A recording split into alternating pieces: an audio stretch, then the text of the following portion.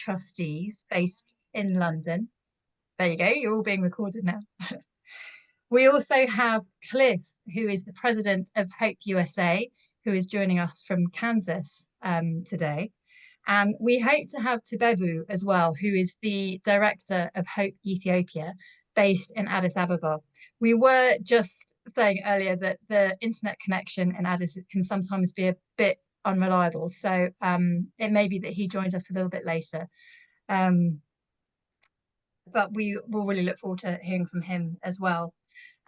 Each of those speakers is going to speak for about 10 minutes to give us their perspective of their professional experience of working on the ground with international development. We're aiming to have about 15 minutes at the end of this session just for questions. And if you would like to ask a question, you can either wave at me on camera, or you can raise your hand option in the Zoom options, or write a question in the chat box. So feel free to do whichever you prefer. So a little bit more about Hope International Development Agency and how our organisations fit together. Hope was founded in 1975 by a group of Canadians in response to the terrible famines that were taking place in Ethiopia. Over the 50 years since then, Hope in Canada has grown much larger. It now works in 15 countries, still including Ethiopia, and it supports people with resilient, community-led and sustainable approaches. Hope UK began in 2002, and we share Hope Canada's ethos, but we're small but pretty mighty compared to our Canadian colleagues. Our focus is purely to raise money for water and sanitation projects in Ethiopia. And recently this has expanded to include agricultural and livelihood elements, including business self-help groups. These projects are managed and implemented by our Ethiopian colleagues at Hope Ethiopia, with Tubebu as our director. And we also work with our sister organisations in the form of Hope USA, with Cliff as president, and also Hope Japan. And now to the context for our call tonight. So on the 25th of February, the UK government announced that the overseas development assistance budget will be cut from 0.5% to 0.3% of gross national income by 2027. That's the lowest level in 25 years. On the 27th of March, the Chancellor confirmed the cuts will start immediately, with £500 million in the financial year 25 to 26, 4.8 billion of cuts in 26 to 27, and 6.5 billion in 27-28, for a total of 11.8 billion. Currently, the UK is the fourth biggest aid provider in the world, although 10th highest as a percentage of gross national income. In the USA, the Trump administration announced on the 27th of February that 90% of US aid and State Department foreign assistance programs would be slashed. That's over $60 billion. Nearly 10,000 contracts were terminated overnight, and USAID's workforce reduced from over 10,000 to 300. And as a reminder, the US is the largest aid provider in the world, although as a proportion of gross national income, it actually comes in at 26. But the US and the UK are not alone. The EU, France, Germany, Sweden, Netherlands, Belgium have all announced cuts too. This is a worldwide effect, and it will have devastating worldwide repercussions. And we know that aid saves lives. We know that it helps support political stability and prevents conflict. And a recent One Campaign analysis found that for every $1 spent on activities to spur economic growth and political stability, it can avert spending of up to $103 on a future conflict. And aid can bring economic growth and prosperity to donor countries as well as recipient countries. In fact, USAID has historically been one of the largest buyers of US crops, purchasing $2 billion worth of food from US farmers in 2023. So the cuts in aid that we're witnessing are worrying, very worrying. But I find it really encouraging to see so many of you here tonight wanting to know more and share more and be inspired to act. So thank you all for joining. And with that backdrop, let's hear directly from our speakers. So I'm going to hand over to Clarissa first. And Clarissa, would you give a little introduction just to your professional background as well? Thank you. Thanks very much, Rosie, and thank you to all those of you who've given up some of your evening to listen to us, share our pearls of wisdom or not, as the case may be, but also just to want to be better informed, and that's a good thing to be, I think, in this complicated world. So yes, as Rosie said, my name's Clarissa. I've been a trustee of Hope for many years now. I think it's about 18 or something, and in those 18 years, I've developed my career in international development. I did a master's degree in development studies, and for the last 14 years or so, I've been working for a consultancy in international development, where I'm now a director, overseeing all of the work that we deliver for donors like the British government, not actually myself for the Americans, but for the British government and foundations and multilateral organisations, primarily for me on monitoring, evaluation and learning around aid programming.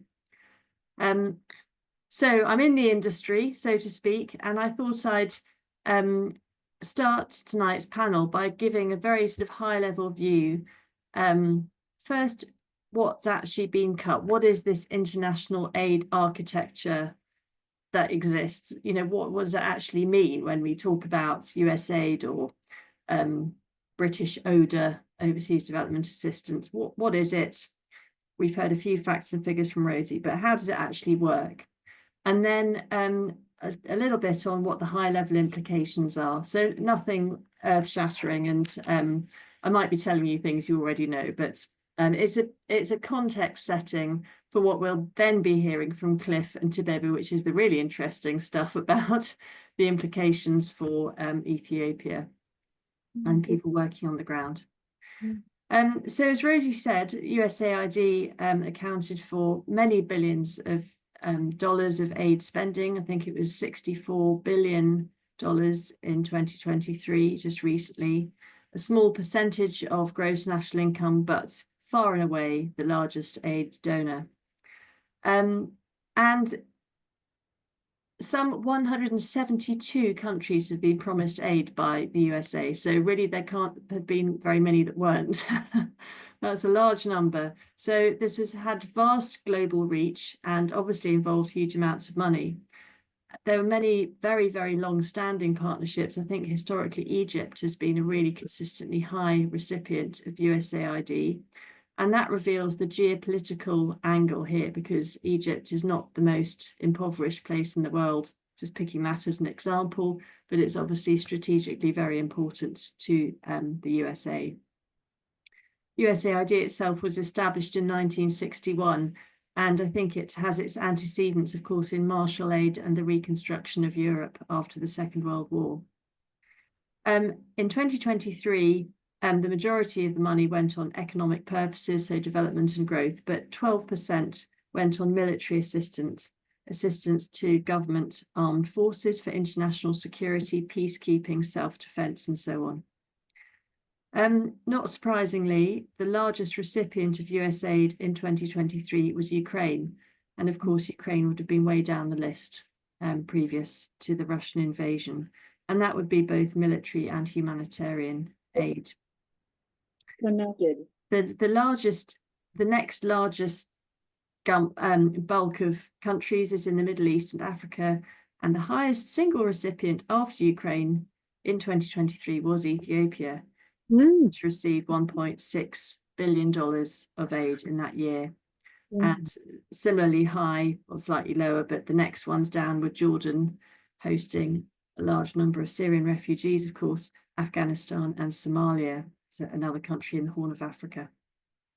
So that's the picture for USAID UK. I'll try and speed up, not hog too much time. Rosie's given you a good picture then. Just historically, with the creation of DFID in 1997 with New Labour, there was a commitment to meet the 0.7% of gross national income, a UN ambition which was only met by a very small handful of countries.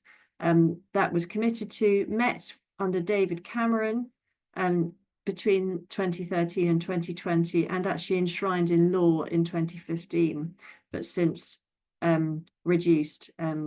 Our commitment was reduced 0.5% of GNI in 2020 in response to COVID and other pressures, and the merger of DFID back into FCO, creating what's now known as FCDO. And then, of course, the recent announcements as well. Ethiopia is also one of the largest recipients of UK overseas development assistance, and is persistently been in the top 10. It received £86 million. I don't know what that is in dollars for comparison, but obviously that is quite a small fraction of $1.6 billion. 86 million, and that it used to be much higher actually. But how does this work? Well, some aid agencies, so GIZ for Germany and JICA for the Japanese, they execute aid. They provide technical cooperation, and also some donors provide direct budget support to the governments of lower income countries, the governments of the countries that they're supporting. And the UK certainly used to do that, hasn't done it for a while now. But certainly in the UK, and I expect to a large extent USAID as well, actually finance other organisations to implement work on their behalf. So they're not, it's not British civil servants out there distributing aid. I don't know to what extent it might be USAID employees, probably more than in the UK context. But the point is that these bilateral donors, governments who give overseas development assistance, work through other people. They work through multilateral organizations, UN bodies, international development banks, like the Asian Development Bank, the African Development Bank. And they do that by providing either core funding just to help them run themselves, or for very specific projects. So you might get a World Bank funded technical assistance program to the Ethiopian government, which has actually got British aid funding behind it, or American. So that's how it works through the multilateral organizations. You probably will all remember that a big announcement around the USAID cuts was stopping all funding to the WHO. And I would expect that USAID accounted for a large proportion of WHO core funding, as well as the programs it runs. Another group of organizations through which ODA or USAID passes in order to implement programs are agencies like consultancies. I work for one, and we get this funding to do sort of consultancy and research work, but there are some large organizations, American ones, who had like billion-dollar contracts to implement stuff on the ground in these countries. And that could be building roads, delivering health services, running schools, delivering humanitarian aid. And of course, NGOs fall into this category as well. I think there's a really interesting debate around the extent to which NGOs have become service providers rather than their more traditional role, perhaps of holding government to account and being involved in sort of advocacy initiatives. That's a whole debate. But a lot of programming is done through NGOs, particularly humanitarian. So organisations like Oxfam, Tear Fund would get ODA in order to deliver humanitarian services. So that's sort of how it works. And of course, the other big players in international aid are the international NGOs with donations from the public, foundations, some of which are absolutely enormous, like Gates and MasterCard Foundation. And of course, trade, the private sector, and remittances from migrant workers actually account for, I think, more than aid flows. It's really interesting, that whole sort of economic model of remittances going back home. In some countries like Sri Lanka and the Philippines, I mean, a huge amount of their revenues and income is from overseas workers. So the approach to cuts now, thinking about the implications, and I'll just spend a few minutes on this before handing over to Cliff. So USAID, you'll be aware of the fact that there were these stop work orders. Jobs were ended for USAID staff, both American and local. I heard stories of people whose salaries stopped, had to sell their cars, end their rental agreements, pull their kids out of schools, get on a plane with a ticket they bought with their own money to go back to the USA. Services stopped, humanitarian aid distribution amongst it. There were warehouses full of perishable goods. Health programs stopped, vaccination programs, treatments for HIV/AIDS sufferers with antiretrovirals, which they have to receive every week or on a regular basis for the treatment to be effective. Health system support. There was no access to IT systems, so it was all complete chaos. People couldn't even carry on working voluntarily because they didn't have access to anything they needed to actually make it all happen. So it was pretty catastrophic. The UK, by contrast, I mean, it's interesting, the date's been brought forward by the Chancellor.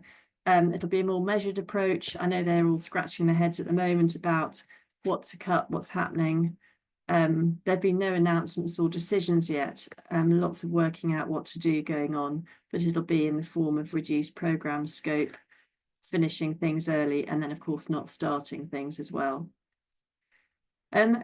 So in terms of the implications on the ground and at a sort of at a higher level, I think some USAID funded programs have restarted. I don't know at all how much, but of course, with staff having gone home or dispersed and all the delivery structures sort of having fallen into disuse and stopped, you can't just press a button and start it all up again.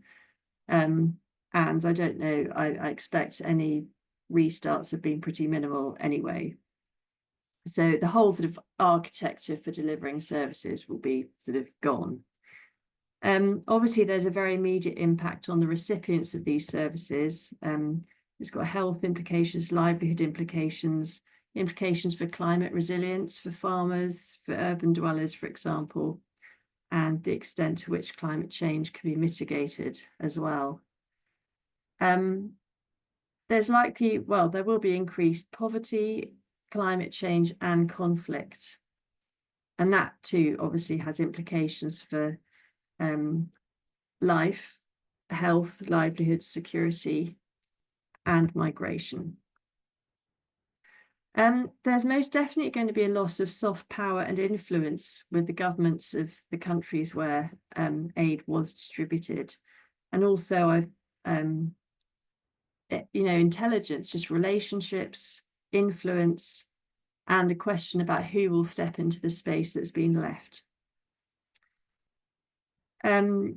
One response on the ground is definitely around the localization agenda, as it's known. This is all about the shift in power within aid structures so that local communities have more say and more agency rather than having things done to them. But part of that is about encouraging a local response. I know that Tearfund, for example, very much works through the local church, and they have a program that's all about transforming communities and so that communities can transform themselves. And clearly that's a model within Hope that we use by building, by implementing our projects with the local communities. But it'll be interesting to see how governments react. I heard that South Africa just said fine when the US pulled the plug quite early on for them, I think even before the aid cuts. They said that's fine, we'll just cope without. So it'd be very interesting to see how that changes. Obviously, there's going to be increased competition for the resources that are available. That will affect everybody, including consultancies like me looking for work. There'll be very hard choices for the governments of these countries, of the donor countries, who are not cutting aid for ideological reasons, but because they've had to make very difficult decisions. Big question for them is to what to focus on with the remaining money. The UK budget was already very thinly spread against a whole list of things they wanted to tackle. But if you're cutting your budget by 40%, you actually can't do everything. You've got to focus that remaining money on what your priority is. And I'm sure that's the subject of great debate at the moment, and also decide where. And of course, the reconstruction efforts that will be happening in Ukraine and Gaza in due course, we hope, are likely to take decades and a phenomenal amount of money. And then finally, it seems likely to me that there could be a shift in focus to life-saving work at the expense of less tangible, or perhaps less sort of immediately demanding needs around rights, governance, women's empowerment, sort of longer-term livelihoods, interventions, and so on. So in summary, a great deal of uncertainty, but not great implications all round. I've probably gone slightly over my 10 minutes, so I'm going to quickly draw to a close there and pass on to Cliff. Thank you. Thanks, Clarissa. My name is Cliff Dick. I'm based in the USA with Hope in the USA. I'm a Canadian. When I left university in the 1980s, I went with a voluntary organization to Bangladesh and worked as an agricultural economist in an applied research and extension program with poor farmers and enjoyed it. And I've stayed in the sector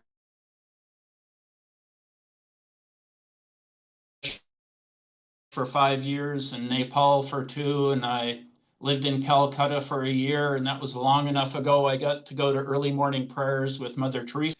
I lived in Cambodia for a couple of years, and also Ethiopia.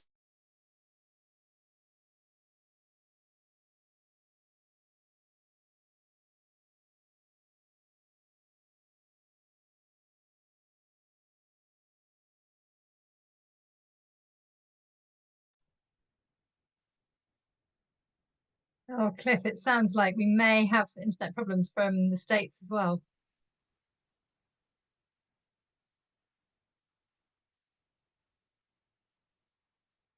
Okay, let's have a a pause while hopefully Cliff's internet comes back online. But I have seen that Tebebu. Oh, Cliff, are you back? I'm back. Okay, so I was wondering if it was that guy with the chainsaw that just cut me off. I'm not sure. Please, I'll hand it back to you, Cliff. Yes. So Ethiopia, I was the Hope Country Director in Ethiopia in 1986 with the water program. My wife is an American, and I met her in Ethiopia in 1990, and long connection with Ethiopia. I want to talk about just the brief what's happening in the USA with foreign assistance. I, to start with, do not want to talk about the actual or metaphorical chainsaw that's been applied, but I think it's worth noting for all of us that what's happened with USAID being shuttered and turned into a department or a subsidiary of the State Department has been happening to independent humanitarian departments and governments for a long time. In 2013, the Canadian International Development Agency was subsumed in the Foreign Aid and International Trade Department. That is now Global Affairs Canada. In the UK, that happened in 2020 when DFID became part of the Foreign Commonwealth and Development Office. It's happening everywhere. And this is a long-term shift in our governments having independent humanitarian effort apart, separate, independent of political international trade concerns. And that's, the US is following what others have done. Now, the changes have been dramatic, as Rosie said, as Clarissa said. The amount of financial cuts and personnel cuts are astonishing, with very little left. And what's left is going to be under the direction of the State Department. It will have foreign affairs, political, and trade priorities. I think what's going to be left with humanitarian work that's publicly funded by the government of the United States of America will be very narrowly focused to disaster and natural emergencies. And they will probably want to continue to support the agricultural sector and the surpluses that have gone into PL 480 and other humanitarian programs. There is going to be little development, conflict, democracy, equality work being funded by any government agency in the USA for the foreseeable future. A couple of just practical examples that I'm familiar with. Hope USA is small. We have very little government funding, but we had a small contract with a firm that had a USAID contract in peacemaking and conflict resolution that we have been involved with in Southeast Asia for a long time. A fortnight ago, they sent an email saying the contract was canceled. 2 days later, that company consultancy disappeared. They don't have a website. You cannot talk to them. They are nowhere to be found, and that's happened to a lot of people. Church World Service was implementing a refugee feeding program in Kenya that was funded by USAID, and when their contract was immediately shuttered, they terminated 1,000 Kenyan staff who were working distributing supplies in the refugee camps. And those are only two of many examples, but those are people I know. In the US, I think what's going to happen is that development assistance is going to become privately supported through individuals, small charities, trusts, foundations. We who are involved in that have to let people know that we're still operational. We haven't closed. Our mission and vision remains. And then charities and voluntary organizations through their coalitions and associations will continue to try to educate the public about what all this means. And there will be ongoing advocacy with various levels and departments of governments to try to see if some of what has been cut can be started up again, I guess.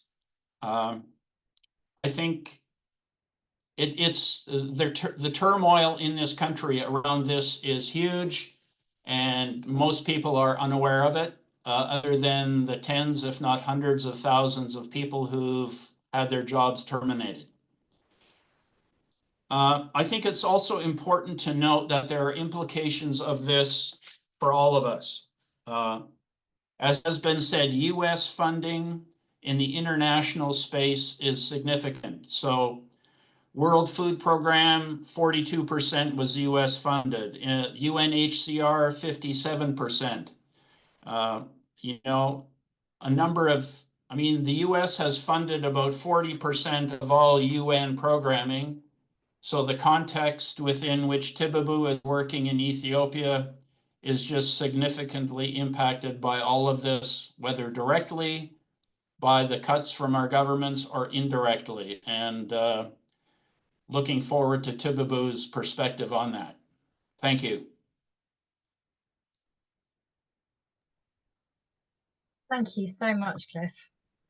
Tibabu, I see that you have managed to join, which is absolutely brilliant news.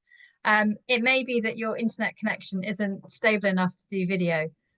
So if that is the case, then feel free to just have audio. But could we pass over to you? Because I think we're all really keen to hear. Oh, there you are on video. Brilliant. And I know it's really late in Addis, so thank you so much for staying up late to talk to us all and to give your perspective. But I think we're all really interested to know what it's like for you and your colleagues on the ground. Thank you, Rosie. I'm sitting in the dark because we have no power in my neighborhood tonight. That has been the case in the last couple of days. So I don't think you can see me, but I just put it on just in case you see reflections of my glasses, at least. Yeah, so we're here talking about the changes in global aid. However, as we speak about the changes in aid, we should also keep in mind the context, the broader context of what has been happening in the international order in general, international relations. What has been happening since January 20th is actually a dismantling of the international relations infrastructure that was put in place at the end of the Second World War. The cornerstone of that structure and the basic assumptions or understanding or agreement after the Second World War was that all humans on Earth are in this together, that we're all interconnected, and what happens in one corner of the world will have a ripple effect that will eventually affect all of us. That was the lesson of World War II. That was the basis of international humanitarianism. That basic assumption is being challenged now. There seems to be forthcoming a new world order now, which is about every nation to exclusively focus on its self-interest and grab as much as possible from the universal pie. If there isn't enough left over to the weak or unfortunate among us, tough luck. It is this thinking that is actually driving the changes that are happening in global aid. So, I want us to keep this in mind. There is an ideological shift. There is a more broader change of perspective or kind of a paradigm shift that's happening that is driving these changes in foreign aid. And this becomes important as we discuss what we can do in this situation going forward. So what has been the practical effect in Ethiopia in particular is, what have been mentioned by Clarissa and Cliff has, I'm sure, given you the macro effects of what has been happening. Specifically in Ethiopia, the biggest impact has been on projects exclusively supported by USAID.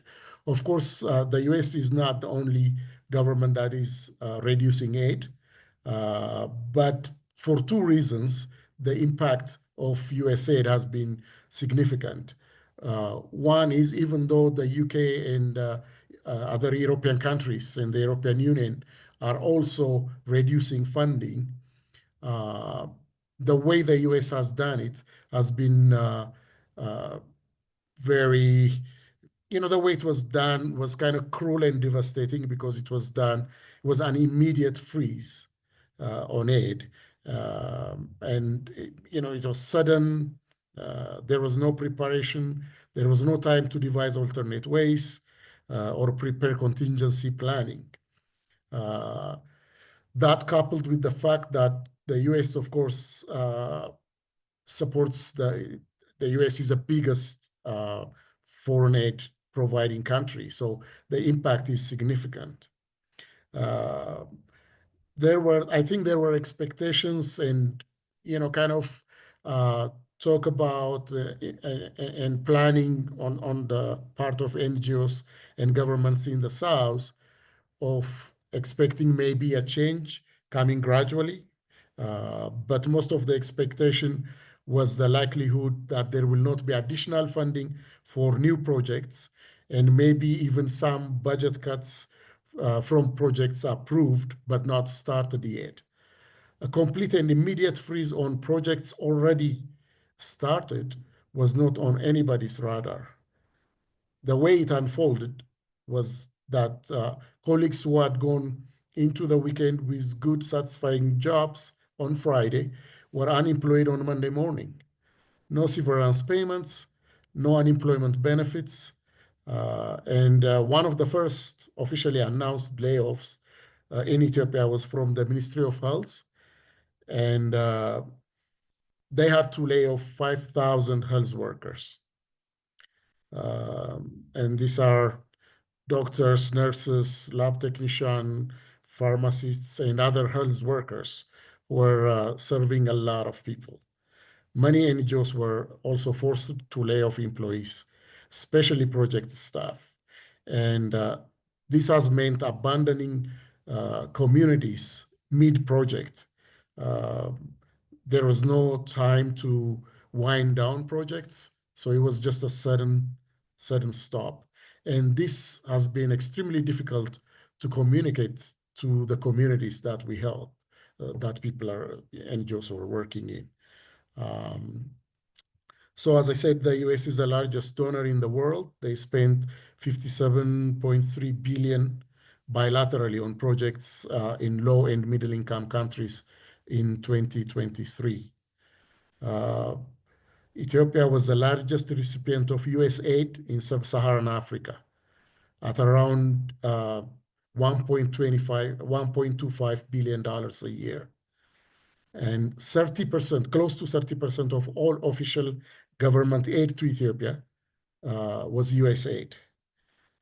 Now, new data shows US aid funding set aside for Ethiopia in this fiscal year will be slashed to 185 million. So that is from 1.25 billion to 185 million. So it's significant. Just PEPFAR, the president's support for HIV/AIDS, they have since 2003 over $120 billion were invested by PEPFAR. 50 countries all over the world were involved in this, and over 20 million people were being served by that. And PEPFAR is credited with saving about 25 million people around the world. And there is an expectation that it might be one of the programs that might be reinstated. But at this point, it's not clear.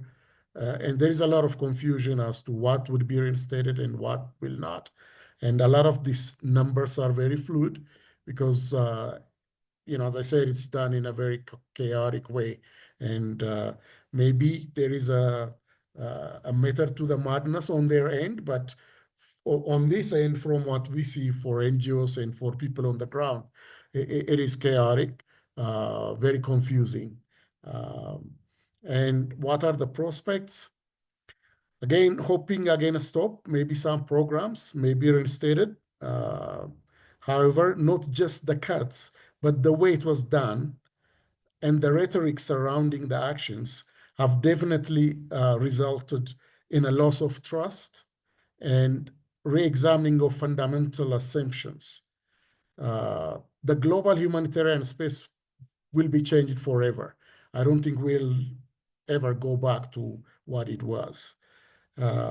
So NGOs, what are the mitigating strategies? So we have been having a lot of meetings, NGOs working in Ethiopia through umbrella organizations, trying to brainstorm solutions to the problem, as well as exchanging informations. So what I have learned so far, what I have seen NGOs do is some, of course, trying to broaden the donor base, trying to raise funds locally is some of the things they have been trying. And some NGOs have started to, so Ethiopian law now allows NGOs to have an income generating wing as long as all profits are used for community purposes. So some NGOs have started income generating programs or charging for some of the services that they provide to communities. So charging modest amounts to those who can afford it, and trying to subsidize to those who can't. So this is one of the things, like Mary Stopes, for example, recently they started charging a modest amount in their medical service so that they can carry on their projects. On the part of the Ethiopian government, a law has just been passed through Parliament to create a disaster and relief fund, and money would be raised by taxing a percentage of every employee's salary. So all employees in the country would be charged a certain amount as tax for this relief and disaster fund, and all businesses would also be taxed. So they are trying to fill the gap that would be missing through taxation. Maybe in the long term, there could be a blessing in disguise, because right now, among the fear and confusion, there is also a national discussion taking place, both in Ethiopia and generally in Africa, about how to avoid dependency going forward. And a lot of people are questioning, why do we always need to be helped? Why can't we, Africa has resources, and why can't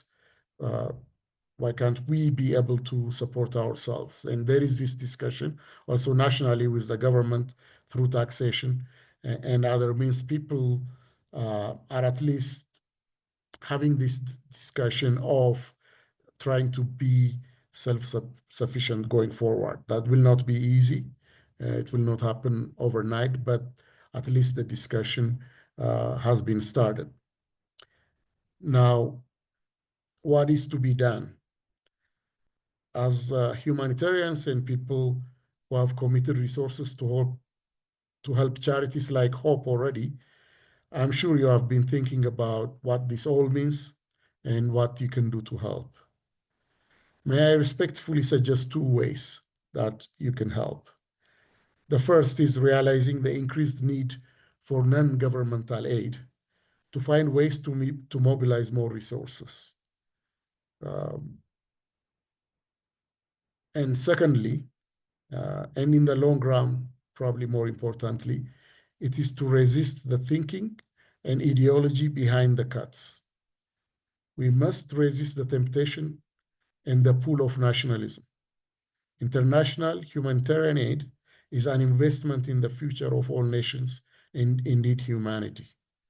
Therefore, being active participants, those of you who live in democracies have a voice, have a say, and therefore being active participants in forums, constituency meetings, online, or by being active in the political process, or in any way possible to be a voice for the voiceless in these strange times is an important call. So mobilizing more resources that are, not tied to the government, but as at the same time to also lobby the government and also to resist this ideology behind these cuts. So I think that's some ways you can help. Thank you. Tebow, thank you so much for joining us, for giving us your perspective on what is happening in Ethiopia and across Africa in particular as well. And thank you for that call to action for all of us. Give funds and be political. I like that. 2 simple things that each of us can do. I'm going to open for questions now. And while people are thinking about what questions they might have, I would just like to say that Julie, who is our senior fundraiser here at Hope UK, has a great email template that you may be interested in receiving to email your MP about the cuts to the UK international development and your opposition to it. So if you would like to receive that, Julie, do you want to put your email address in the chat. And then people could take that and email you if they'd like to receive that template. Ollie, you have a question, I think. I do. I don't think I was raising my hand, but I was about to type it in. I've got two questions. I mean, firstly, I just want to thank all the speakers because it was terrific and I've learned a tremendous amount. I've been scribbling notes because I hadn't quite appreciated the scale. And I wanted to know whether anything like this has ever happened before. Is there a precedent for countries in the Western world in times of economic difficulties, uncertainties, recessions, etc., pulling back international aid, and whether or not I think Tebebo said it at the end that he doesn't feel it's ever going to return to what it was. But has there been a history of fluctuations of investment coming and going and coming back? That's probably enough for one question. I have got another question as well, but that's the first question. Carissa, would you like to? I can, yeah, I when I was just preparing for this, I found an interesting chart. I just looked up UK aid spending over the years. It was very, very minuscule in 1970, although not an insignificant percentage of GNI, but it's just been on an upward trajectory, and then a bit of fluctuations in the last few years with the cuts of 2020 and obviously more recently. I can't see it going back up to 0.7% for quite some time, but I would expect that fairly steady upward trajectory, I would expect that has been mirrored by most donor nations. And I can't think that there's been anything like this before, particularly because of the scale of USAID funding and the completely abrupt stoppage that happened. But yeah, grateful to hear from anyone else who's got a different perspective.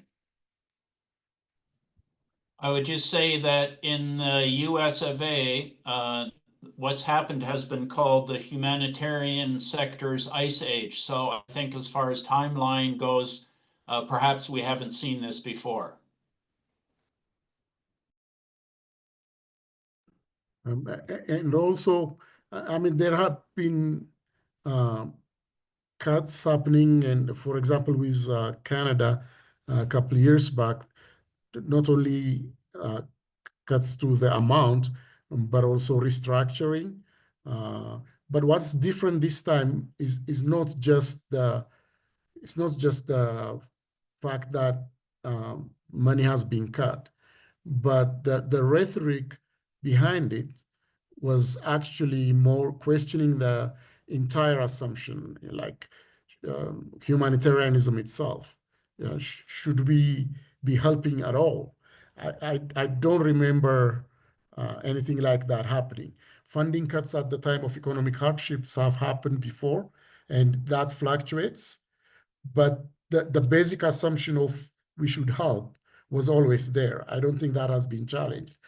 That is a part that I think has kind of fundamentally changed the humanitarian space, not just the numbers. Thank you.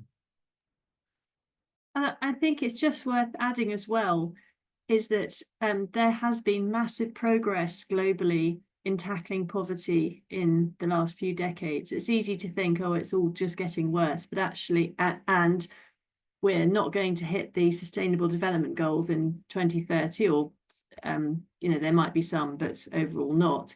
However, the reductions in the levels of absolute poverty have been really remarkable in recent decades. That's for a number of reasons, but aid does play a part. So I think that's, that is not just aid does make a difference.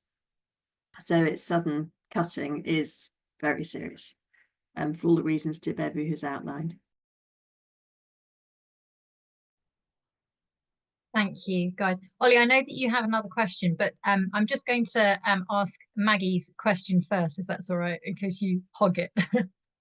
So Maggie asked, will the difficulties also be compounded by the rising cost of goods because of obviously the recent changes in trade tariffs that were announced over the last 24 hours?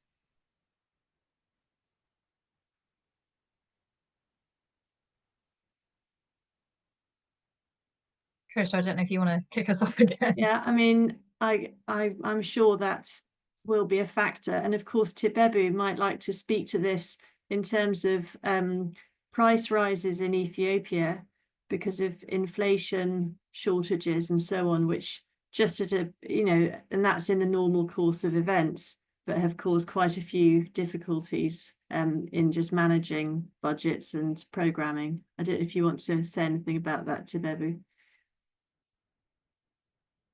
Yes, yeah, I would expect this current tariffs to it definitely is not going to help because as it's definitely going to cause inflation even in Western countries now. Even those who want to help will see their budget under pressure. So even raising private funding would also be challenging. But for us here, like the price of fuel had just gone up in the last week. And because of that, we had our truck needed to be coming to Addis to load stuff for a new project we're starting that's supported by Hope UK. But he couldn't find fuel. There is no gas available in Saula where we work.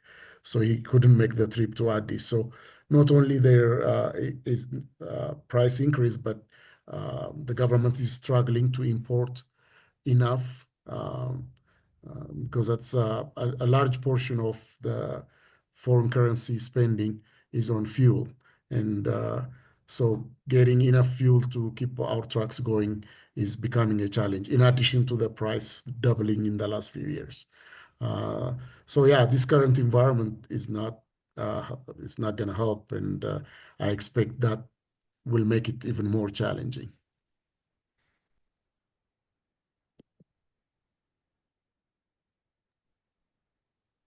Chris, I think you have a question as well. Let me just get myself on. Yes, good evening, everybody. So I kind of want to mention the elephant in the room, and I wonder what the perspective is on whether China will look to exploit this funding vacuum and what the implications are of that. We know that China have been very big funders of development in Ethiopia and throughout the development throughout the whole of international development, really, but often it comes with an agenda. So I wonder whether there's a thought on whether China will look to exploit that funding vacuum and if there are any implications on that. I'll be very interested to hear Tibebu's perspective on that. Yeah. Hi, Chris. It's good to see you. Yeah, really good to see you. Yeah, we can see you as well, Tibebu. You're doing great. Yeah, I think Clarissa mentioned. I think Clarissa mentioned that this would definitely reduce the soft power that America and the West had in the third world or in the developing world, and definitely from discussions and what. So the Chinese they were never big in terms of direct humanitarian aid. That they're more transactional. They're more providing aid for huge government projects. So they have always kind of tied their aid to actual trade. So if they are building a road, they'll provide the funding, but it's usually a loan. And it may be a low interest loan, but it's usually a loan. So I don't think, I'm not aware of them having like the equivalent of DFID or USAID. So they focus on trade. And in some ways now the sentiment actually is changing because, in Ethiopia, for the most part, people are more pro-Western, pro-American in their thinking, and because, the Chinese tend to drive a hard bargain. But people are now questioning whether their model might not be more honest, because when they come, they're saying, look, it's a business deal. They negotiate a hard bargain, but they're upfront about it, right? So it would be interesting to see. My expectation would be they will definitely take advantage of the vacuum this creates. But I think the West is kind of ceding its soft power over to them at an interesting time right now. And some people say, you know, it's the decline of the American empire and the rising of the Eastern power. And if America decides to withdraw from the international space, I'm sure I would expect them to be happy to fill that gap. And the way they do it might not be in the, you know, the usual structure, the humanitarian aid structure of, you know, giving massive money to development work, but they focus more on trade. But they've been building a lot of roads. They own a lot of mineral mines in Africa already. And yeah, I mean, they're here already. So if there is a vacuum, I'm sure they'll fill it.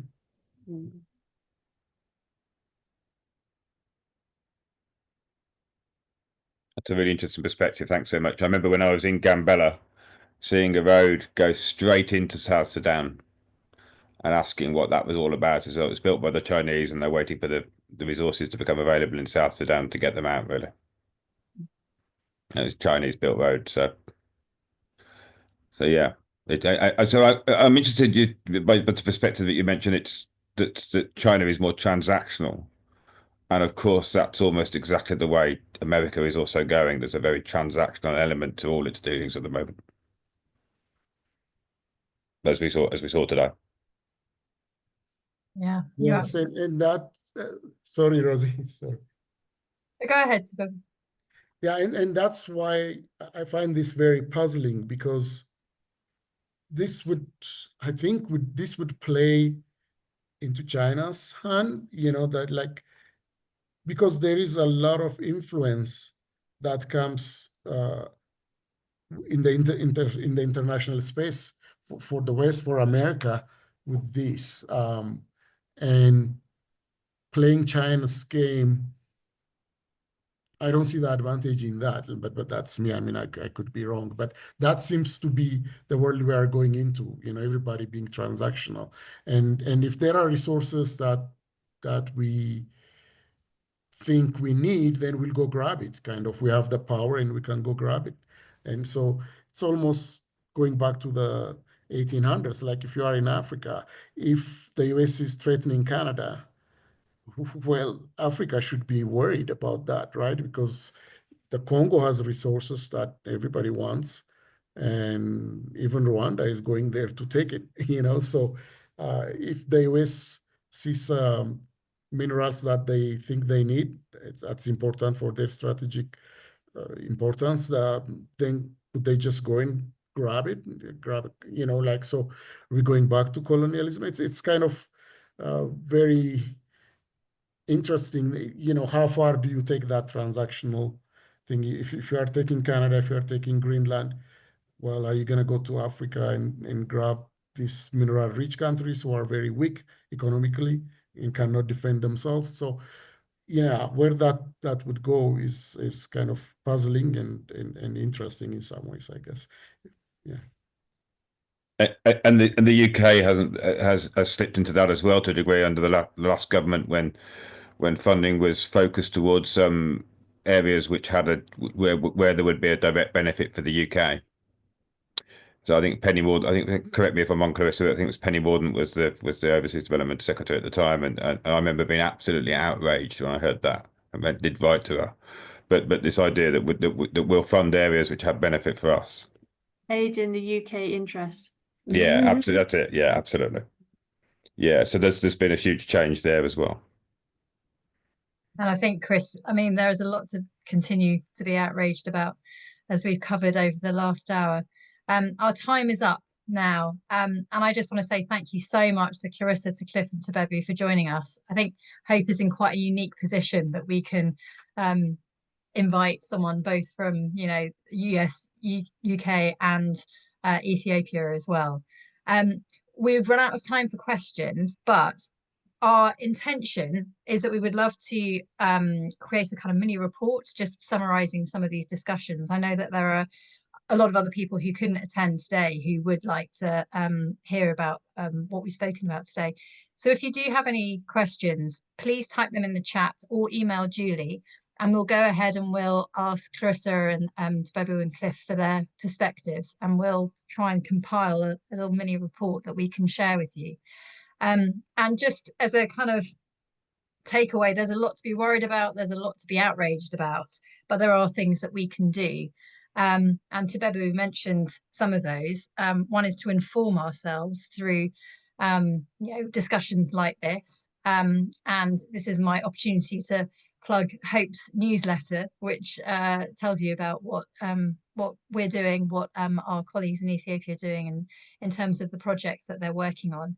And again, if Julie would like to put the sign up details for that newsletter, either Julie, if there's a direct link that you could post, do that. Otherwise, please, send an email to Julie if you'd like to receive either that report that we're hoping to develop or the newsletter. As we mentioned before, we can lobby our MPs, we can get political. So again, Julie does have a great template if that's of any help. And then, you know, I'm going to ask it, donate.